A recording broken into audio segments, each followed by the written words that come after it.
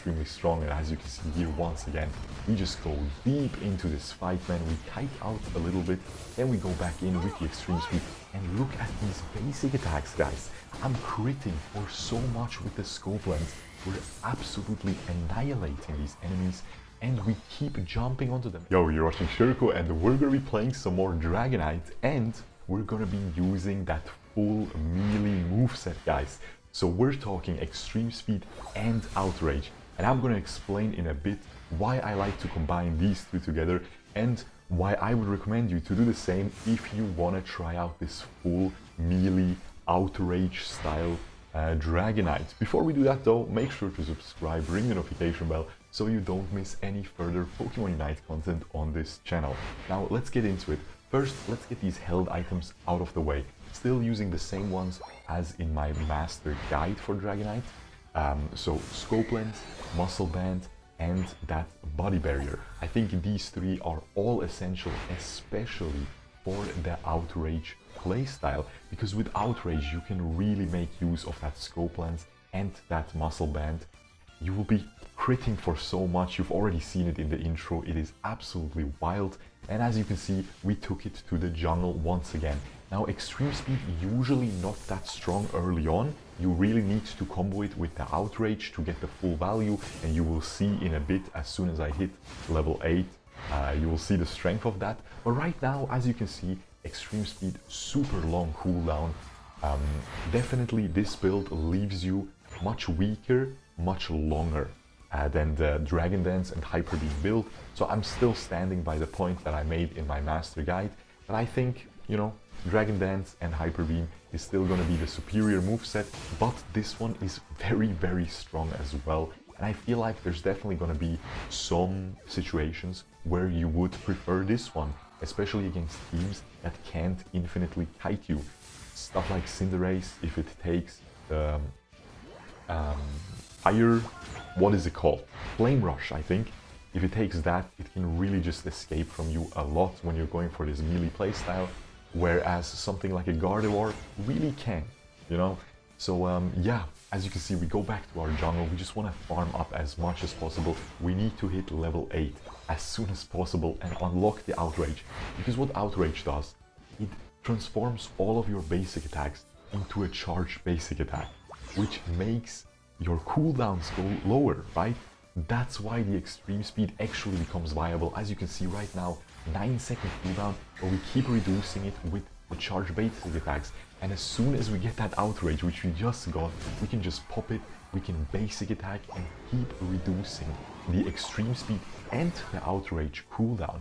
Now the cool thing about outrage, after it's done, after the duration is done, you actually get stunned for a brief, like half a second, right?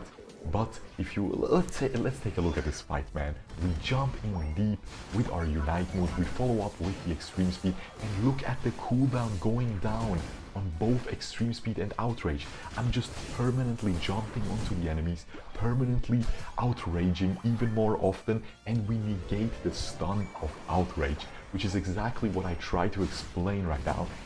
Because you keep reducing the cooldown, if you keep refreshing the move, the outrage move, you can easily, just by basic attacking, reduce the cooldown to be lower. As you can see, it's still going, and I was able to use it again right there if I pressed it instantly.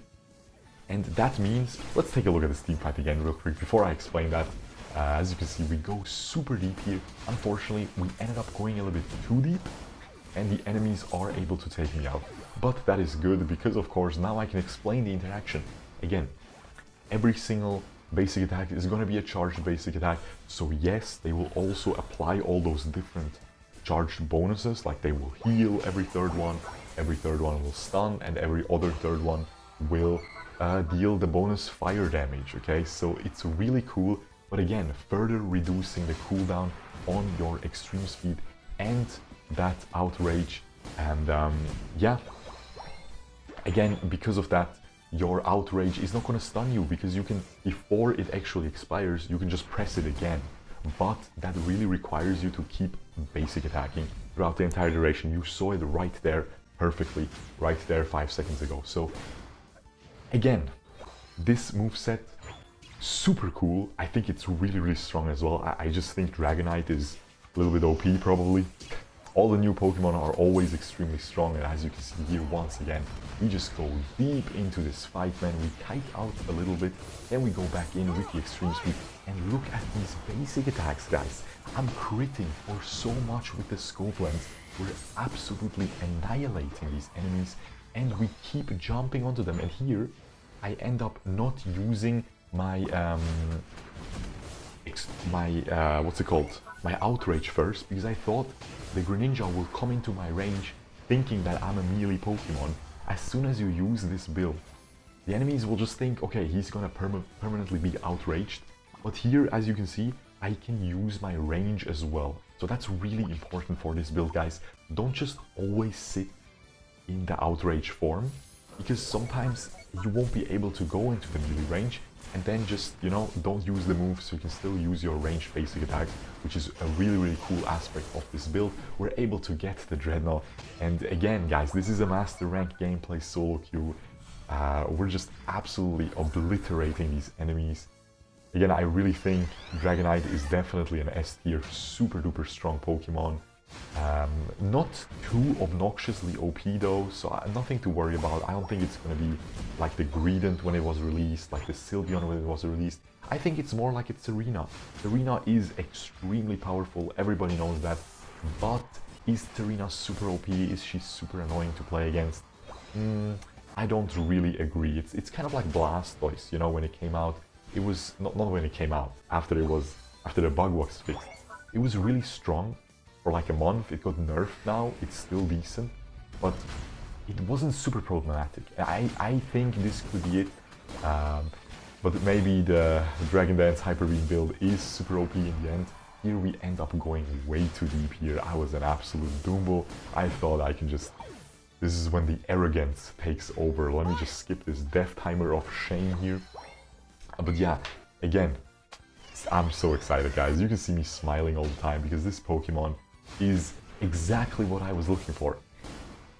I'm not gonna lie, the Decidueye was really disappointing me. Serena, super fun, but the Decidueye, I was so looking forward to it. It's one of my favorite Pokemon in the mainline games. And yeah, I was a little bit disappointed by it. I was really scared that I would be disappointed by Dragonite, but I'm really not. It's super fun with both movesets. And yeah, you can see, man, like, if you get ahead, I really recommend you to go jungle though. I feel like in the lane, I would just do much worse. And my teammates always let me jungle so far. It seems like they realize that as well, that the Dragonite really needs to ramp up. And here you can exactly see that ramp up. I have a decent level 14, and I'm able to choke completely. Like that's a Venusaur with the Giga Drain build, guys. It's really tanky, and we're still able to just dish out so much damage. This build definitely has much more DPS, but it's much riskier, obviously. Here it's so sad that the Blastoise keeps the enemies out of my Unite move. So unfortunate. The Gardevoir hit a 4-man Unite move. I would have just Unite move on top of it, but the Blastoise used Surf. A little bit of a miscommunication, or, you know, we don't really have communication in a solo queue game. I'm gonna skip ahead in this death timer real quick because nothing really happened. Now I respawned and we're back in the fight, and now we can try to wreak havoc with this Outrage. Again, really fun. Guys, just quick little disclaimer, do not use extreme speed without Outrage. It has much too high of a cooldown without it. It was clearly intended to be used together, whereas you can try Dragon Dance with Outrage. I don't think it would be bad at all. I think it would be pretty good actually, but you just don't need it because Dragon Dance gets reduced by every single basic attack, whereas Extreme Speed only gets reduced by charged basic attacks. So it seems like it just combos really well with Outrage. It also knocks up the enemies, which is really good from the Extreme Speed, so you have much more sticking potential. You can chase the enemies down much more, you can basic attack them much more often. I feel like this build was just intended to be used in conjunction with the Outrage. As you can see, we did like 20% damage. Very impressive round by that Ninetales. And yeah, let me know what you guys think about this build. Make sure to subscribe, ring the notification bell, and I hope you enjoyed.